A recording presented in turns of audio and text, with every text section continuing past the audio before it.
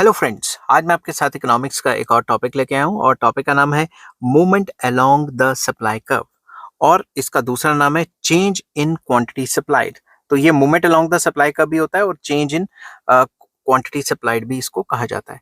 शुरू करने से पहले बता दूं कि चैप्टर का नाम है सप्लाई और इस चैप्टर के सारे लिंक्स आपको इस वीडियो के डिस्क्रिप्शन में मिल जाएंगे। चलिए शुरू करते हैं विदाउट वेस्टिंग एनी टाइम कि movement along the supply curve and change in quantity supplied क्या होता है। When quantity supplied changes as a result of change in its own price of the commodity, other factors remaining the same, it is known as change in quantity supplied. Simple words में अगर price के change आने से supply में change आता है और बाकी सारे फैक्टर्स कांस्टेंट रहते हैं, बाकी सारे फैक्टर्स मतलब जितने भी फैक्टर इफेक्टिंग सप्लाई आपको पिछली वीडियो में मैंने बताए थे वो सारे कांस्टेंट रहते हैं। प्राइस को छोड़ के बाकी सारे फैक्टर्स कांस्टेंट रहते हैं, सिर्फ प्राइस के चेंज होने से सप्लाई में चेंज आता है। तो इस सिचुएशन को हम चेंज इन क्वांटिटी सप्लाइड या फिर movement along the supply curve कह देते हैं। It is also called movement along the supply curve, जैसे कि मैंने आपको बताया। It can be discussed under to headings. इस सिचुएशन को हम दो हेडिंग्स में डिस्कस करते हैं। सबसे पहली हेडिंग आ जाती है extension of supply. Extension of supply का मतलब है एक ऐसी सिचुएशन जिसमें प्राइस के बढ़ने से सप्लाई बढ़ेगी, कांस्टेंट नहीं रहेगी, बढ़ेगी और सप्लाई सिर्फ प्राइस के बढ़ने से ही बढ़ेगी। अदर फैक्टर्स जो हैं वो कांस्टेंट रहेंगे। ठीक है, तो प्राइस के बढ़ने से सप्लाई का बढ़ना, वो हम अदर फैक्टर्स अगर कांस्टेंट रहे, सिर्फ प्राइस के बढ़ने से सप्लाई बढ़े, तो उसे एक्सटेंशन ऑफ सप्लाई कहा जाता है। अब आपको पेपर में कैसे लिखना है वो बताता हूँ। When the quantity supplied of a commodity rises due to a rise in the own price of the commodity, other factors affecting the supply remains the same, it is called extension of supply और increase in quantity supplied। Increase in supply नहीं मैं कह रहा, increase in quantity supplied कह रहा हूं, और कई बुक्स में इसको एक्सपेंशन ऑफ सप्लाई भी कहा जाता है। तो सिंपल वर्ड्स में प्राइस के बढ़ने से अगर सप्लाई बढ़े, अदर फैक्टर्स कांस्टेंट रहें, तो उस सिचुएशन को हम एक्सटेंशन ऑफ सप्लाई या एक्सपेंशन ऑफ सप्लाई कहते हैं। ठीक है, it can be explained with the help of table and diagram. इसको हम टेबल एंड डायग्राम से एक्सप्लेन कर सकते हैं। सिंपल सा टेबल बनाना है। पी एक्स मतलब price of X good, Q S X मतलब quantity supplied of X good. मान लो प्राइस था 1, सप्लाई थी 1, प्राइस बढ़ गया, सप्लाई बढ़ गई। ठीक है, अब हमने डायग्राम बनाना है। डायग्राम में नीचे एक्स एक्सिस पे हमने देना है क्वांटिटी सप्लाइड, वाई एक्सिस पे प्राइसेस। तो जब प्राइस 1 थे सप्लाई थी 1, जब प्राइस 5 थे सप्लाई होगी 5। तो पहला पॉइंट नीचे वाला है, सेकंड पॉइंट ऊपर वाला है, तो इन दोनों को मिला देना है, क्योंकि पहला पॉइंट नीचे था, दूसरा पॉइंट ऊपर, तो ये जो मूवमेंट है ये ऊपर की है। ठीक है, ये अपवर्ड मूवमेंट है। तो जब भी एक्सटेंशन ऑफ सप्लाई होती है तो बेसिकली होता क्या है, अपवर्ड मूवमेंट। ये बात याद रखनी है। आपको इनडायरेक्ट क्वेश्चन भी आ सकता है कि अपवर्ड मूवमेंट को एक्सप्लेन करो। तो अपवर्ड मूवमेंट क्या होती है, एक्सटेंशन ऑफ सप्लाई। समझ गई बात। तो अब अगर आपको इस टेबल और डायग्राम को एक्सप्लेन करना है तो उसके लिए मैं 2-4 लाइनें बोल देता हूं। अब ये जो डायग्राम और टेबल एक्सप्लेन करना है, ये आपको यही लिखना है जो चीज यहाँ पे लिखी हुई है, कोई फालतू चीज नहीं लिखनी। मैं हल्का सा एक्सप्लेन कर देता हूँ। The given table shows that, इसको 3-4 लाइनों में और इसको भी 3-4 लाइनों में एक्सप्लेन करना है। मैं बोल देता हूँ, आप लिख लेना।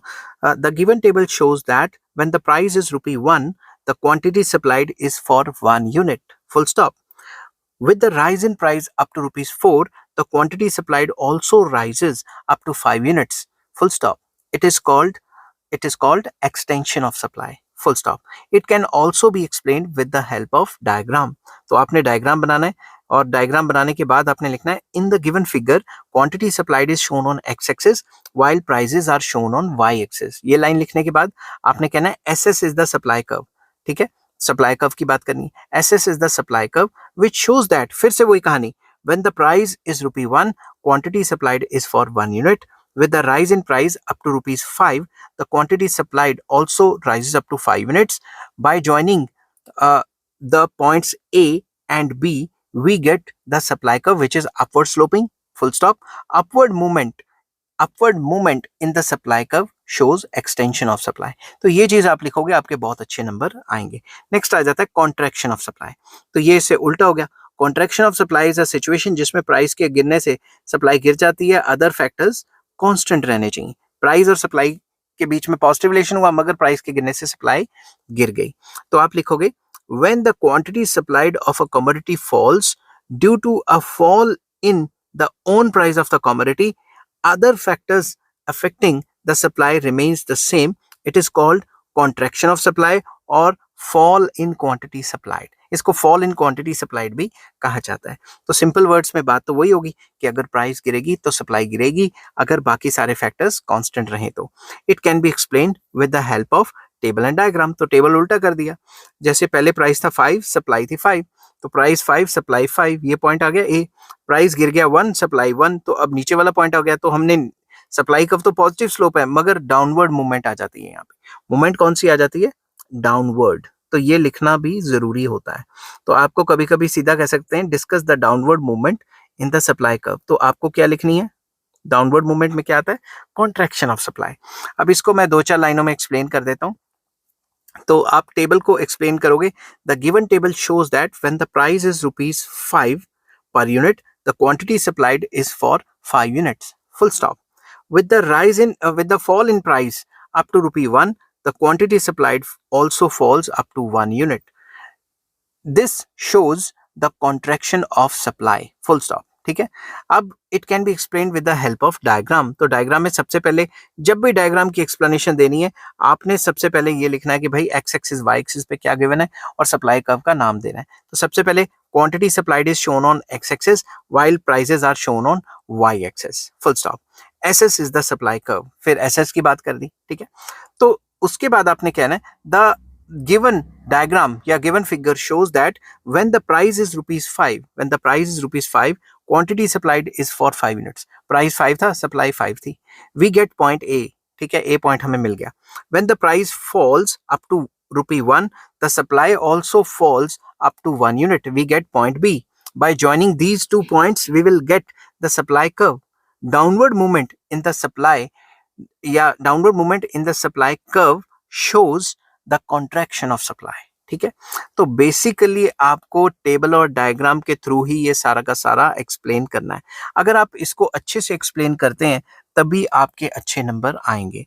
जब भी मैं पेपर चेक करने जाता था और जब भी स्टूडेंट से एक्सपेक्ट करता हूं कि इस टाइप का वो चीज़ें लिखेंगे तभी वो अच्छे नंबर ला पाएंगे।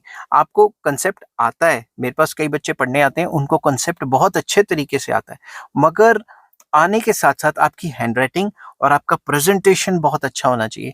अगर प्रेजेंटेशन अच्छा नहीं है तो फिर आपको नंबर नहीं मिलेंगे, नंबर कम मिलेंगे। ठीक है। तो इसलिए मैं हमेशा ये चाहता हूं कि आप ज़्यादा से ज़्यादा जो है अटेम्प्ट अच्छा करें। जितना अटेम्प्ट अच्छा करेंगे उतना ही आपका फ़ायदा रहेगा। तो आपने करना क्या है, पहले तो हेडिंग्स बनानी है, फिर मीनिंग्स लिखने हैं, फिर टेबल और डायग्राम। और ये जो टेबल और डायग्राम का एक्सप्लेनेशन का तरीका है, ये जैसे मैं देता हूँ वैसे ही आपने लिखना है। और जो मैं कहता हूँ इसमें ऐड ऑन करो 3-4 लाइन्स, वो आपने ऐड ऑन भी करनी है। ठीक है। तो आई होप ये वीडियो आपको पसंद आई होगी। अगर पसंद आती है तो please like, share and subscribe. इस चैप्टर के सारे लिंक्स आपको इस वीडियो के डिस्क्रिप्शन में मिल जाएंगे। Take care, bye bye.